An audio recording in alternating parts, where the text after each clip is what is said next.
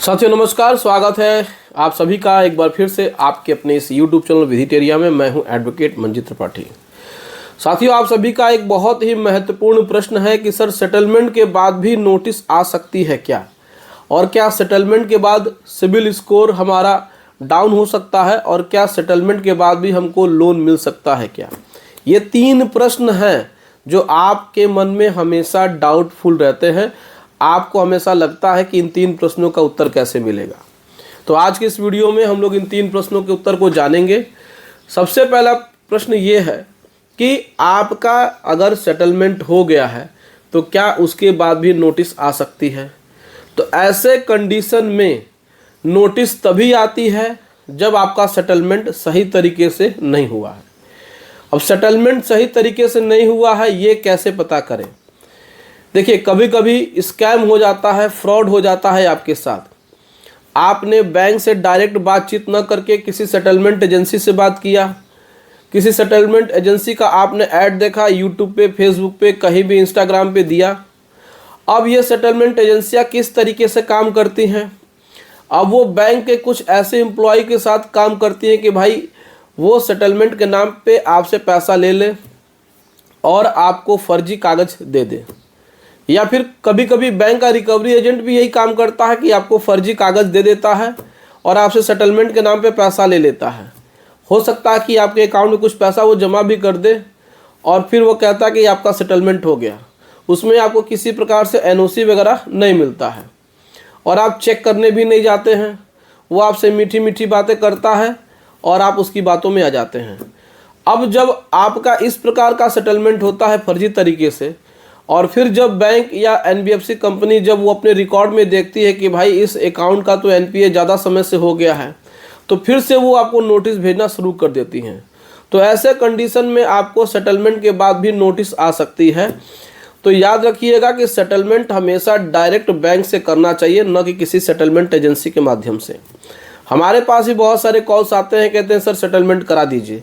तो हमने कहा सेटलमेंट करने का राइट बैंक को है, हम सेटलमेंट का लेटर आपके लिए बना देंगे, लेकिन सेटलमेंट के लिए बैंक से डायरेक्ट बातचीत करने का अधिकार आपको है और आपके बैंक को है। यानी जहां से आपने लोन लिया है उसके बीच में किसी थर्ड पार्टी का कोई रोल नहीं है। तो हमेशा सेटलमेंट आप अपने बैंक से करें। दूसरा इसमें जो प्रश्न था कि क्या सेटलमेंट के बाद भी आपका जो सिबिल स्कोर है वो डाउन होगा। तो अगर आपने 10 रुपया भी कम दिया अपने लोन में, या आपको 10 रुपये की भी छूट मिली सेटलमेंट के नाम पे, तो सिबिल स्कोर आपका डाउन होगा ही होगा। अगर कोई कहता है कि सेटलमेंट करा लीजिए आपका सिबिल स्कोर डाउन नहीं होगा, हम ठीक करके देंगे, ऐसा बिल्कुल भी नहीं। ये सब फ्रॉड है, स्कैम है। ऐसे लोगों के चक्करों में आपको कभी नहीं पड़ना चाहिए। जब भी आपका सेटलमेंट होगा तो आपका सिबिल स्कोर डाउन होगा ही होगा। ये नियम है और नियम के खिलाफ कोई नहीं जा सकता है। ये बैंकिंग नियम है कि भाई आपने सेटलमेंट कराया है, 10 रुपये भी आपने अपने प्रिंसिपल अमाउंट में या जो भी है, बैंक ने जितना पैसा क्लेम किया है वो पैसे में अगर 10 रुपये भी आप कम देते हैं, आप सेटलमेंट की बात करते हैं, तो आपका सिबिल स्कोर डाउन होगा। तो किसी के कहने पे आप मत जाइएगा। कोई एजेंसी है, कोई ऐसी थर्ड पार्टी है जो कहती है कि आप सेटलमेंट करा लीजिए, हम आपका सिबिल स्कोर ठीक करा देंगे, हम ठीक करके दे देंगे। तो कभी भी ऐसे लोगों के झांसे में ना आए, जाल में ना पड़े, इनके चक्करों में बिल्कुल भी ना पड़े, क्योंकि ये लोग आपसे पैसा भी ले लेंगे, आपका सेटलमेंट भी करा देंगे, आपका सिबिल स्कोर भी डाउन कर देंगे और फिर आपसे ये कभी कांटेक्ट नहीं करेंगे। तीसरा जो प्रश्न आप लोग के लिए था कि क्या सेटलमेंट के बाद आपको लोन मिल सकता है। देखिए, सेटलमेंट के बाद आपको लोन देना या न देना ये आपके बैंकिंग या एनबीएफसी कंपनी का अधिकार है। अगर आपका सिबिल स्कोर डाउन है तो ऐसे कंडीशन में हो सकता है कि वो कहे कि आपका सिबिल स्कोर खराब है, आपको लोन नहीं मिल सकता है। तो आप किसी दूसरे व्यक्ति के नाम पे लोन ले सकते हैं, या फिर अगर उसमें कुछ गुंजाइश है कि जहाँ से भी आपने अपना सेटलमेंट कराया था, जहाँ से सिबिल स्कोर खराब हुआ है, अगर वहाँ पे जा करके आप अपना सिबिल स्कोर ठीक करा सकते हैं, और ऐसा हो सकता है।